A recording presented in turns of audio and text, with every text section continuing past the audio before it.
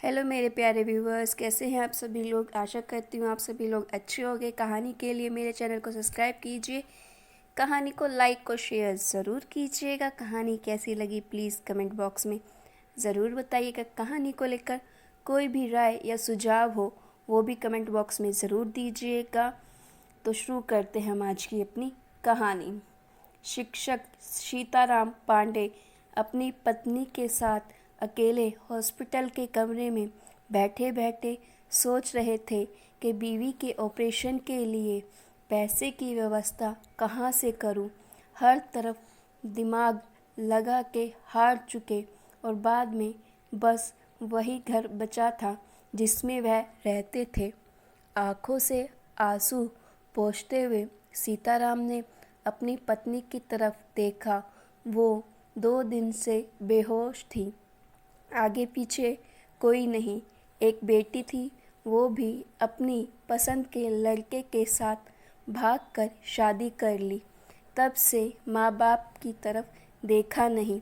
सीताराम सोच ही रहे थे कि नर्स ने आकर बताया कि बड़ी डॉक्टर आ रही है, जल्द ही आपकी पत्नी ठीक हो जाएगी, आप पैसे जमा करवा दीजिए। सीताराम जी ने थोड़ा समय मांगा और मोबाइल निकाल कर बटन दबाने लगे।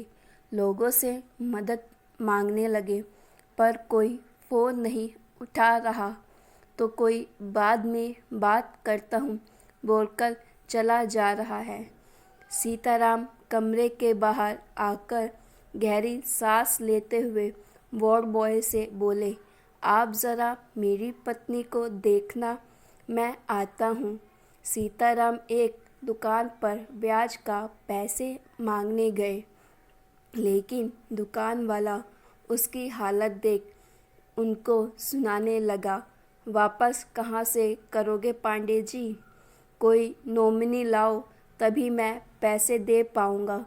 बगल में खड़ी कार से एक दुबली पतली महिला जो कि पांडे जी को देख रही थी, तेजी से उनको आवाज़ लगाती है, लेकिन पांडे जी बिना कुछ सुने तेजी से हॉस्पिटल की तरफ जाते हैं और वहाँ पर रोते हुए विनती करते हैं कि मैं पूरा पैसा जमा करा दूँगा, बस इलाज में कमी ना हो।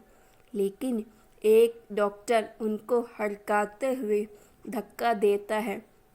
तभी सामने से बड़ी डॉक्टर आती हुई गिरते हुए पांडे जी को पकड़ती है और सभी स्टाफ को डांट लगाती है और अपने कैबिन में जाती है और कुर्सी में बैठे बैठे सोचती है, पांडे सर, हाँ आज मैं जो हूँ उनकी वजह से।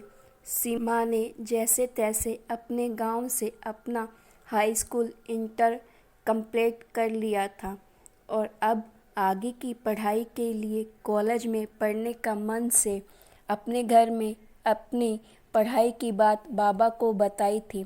बाबा ने थोड़ी ना नुकुर के साथ हामी भरी और किसी तरह मेहनत मजदूरी करके अपनी बिटिया को शहर पढ़ने के लिए भेजा था। शहर में सीमा का दाखिला भी एक अच्छे कॉलेज में हो गया। सीमा ने इंटर विज्ञान वर्ग में किया था। वो चाहती थी बड़ी डॉक्टर बनना जो लोगों का इलाज कर सके। शहर आकर 1-2 दिन ही हॉस्टल से कॉलेज गई थी, लेकिन उससे बड़ा अच्छा लगाता था। अपने गांव की थोड़ी याद तो आती थी, बाबा की याद आती थी, लेकिन फिर भी उसे कॉलेज में अपनापन लगने लगा था। 1-2 सहेलियां भी उसकी बन गई थी और जो उसके क्लास टीचर थे वो सीमा को बहुत अच्छे लगे क्योंकि उनका बहुत सरल स्वभाव था और इसी वजह से वह अपनी हर बात सर को धीरे से बता पाती थी। 1-2 पीरियड लगने के बाद जब कभी भी सर फ्री होते तो कॉलेज की फील्ड में जाकर बैठ जाते और सीमा अपने जो भी डाउट होती वही क्लियर कर लेती और सर को बोलती, एक दिन मैं डॉक्टर बनूंगी सर। वो सीमा को बेटी की तरह मानते थे सीमा की पैसों से भी मदद करते देते, लेकिन ये बात किसी को अच्छी नहीं लगती थी।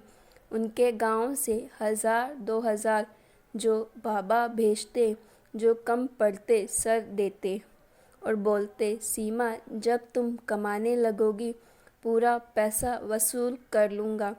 1 साल बीत गया। सीमा का परफॉर्मेंस भी अच्छा रहा। एक दिन सर के घर में पूजा थी। कुछ स्टाफ के अलावा सीमा को भी आमंत्रण दिया था। सीमा भी गई। सभी स्टाफ के जाने के बाद सर ने कहा, सीमा रात हो गई है, अकेले कहाँ जाओगी? थोड़ी देर रुको, सब सामान व्यवस्थित करके मैं चलता हूँ, छोड़ देता हूँ। सर ने कहा, खाना खा लो और मिठाई वगैरह भी पैक कर लो। सीमा ने खाना खाया और सर ने भी खाना खाने के बाद सीमा को कुछ गिफ्ट देकर हॉस्टल में छोड़ा। 2 दिन बाद सुबह जब सीमा कॉलेज गई तो उसके बाबा कॉलेज आ चुके थे। किसी ने बाबा से शिकायत कर दिया था कि सीमा रात को सर के साथ उनके घर पे थी। सीमा की बात पर नाराज़ होकर उसको गांव ले जाना चाहते थे। ये बात सर को पता चली।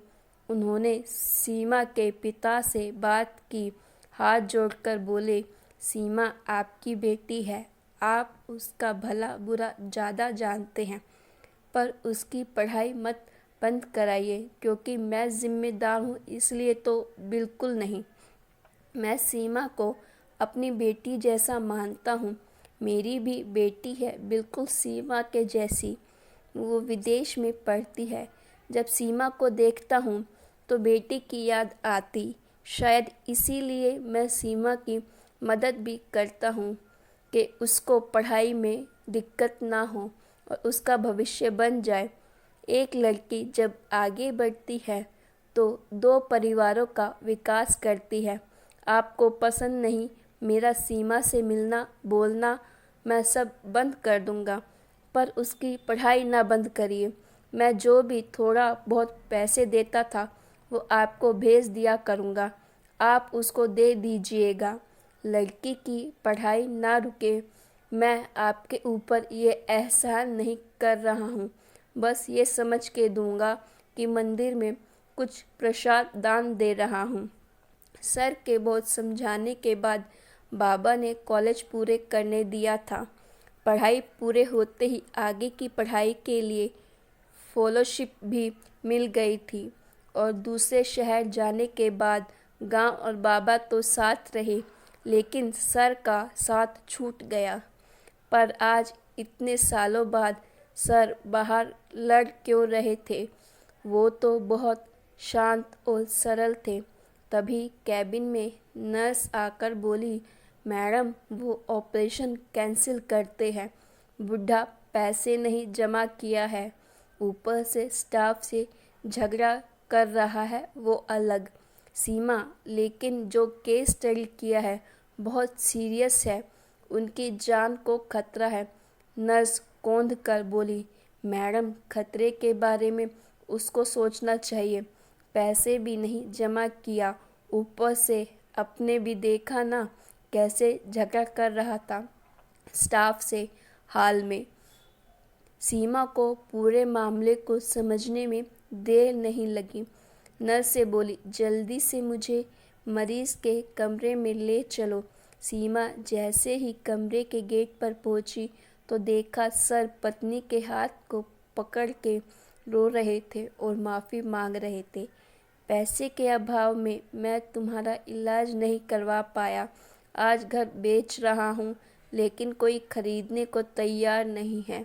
आज जब अपनी बेटी नहीं है हमारे साथ, जिसके लिए तुम जेवर तक बेचकर उसको पैसे भेजती थी।